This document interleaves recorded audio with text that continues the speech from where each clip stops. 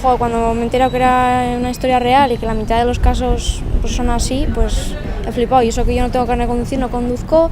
Si lo permites es como si te dicen voy a coger el coche, o sea, al fin y al cabo pues, tú sabes los efectos que puede tener tu amigo, lo que puede pasar, entonces está bien pues, negarlo, intentar que no lo hagan. A mí me ha dejado mal cuerpo. Impactante. Bastante. Me he acercado cuando ha habido accidentes y desgraciadamente pues es muy lamentable.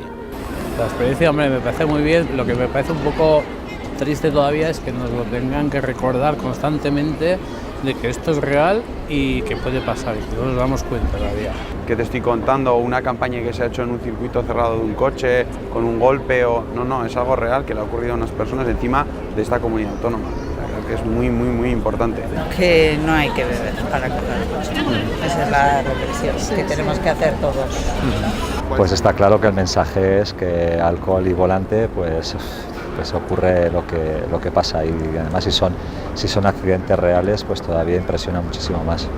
Que no cojas ningún vehículo con los efectos de las drogas. Ser más consciente de esto, que puedes llevarte de la euforia de estar bebido o de fiesta y tal, pero ser consciente y concienciar a tus amigos que puede que ellos digan no pasa nada, pero... El yo controlo no existe. Exacto.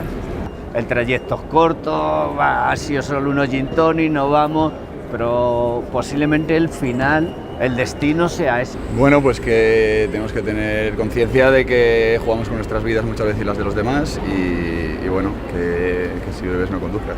Que no solo es nuestra vida la que podemos destrozar, que es la de las personas a las que más queremos y... Aukeratu ongi helmuga. Elige bien tu destino. Nafarroako Gobernua. Gobierno de Navarra.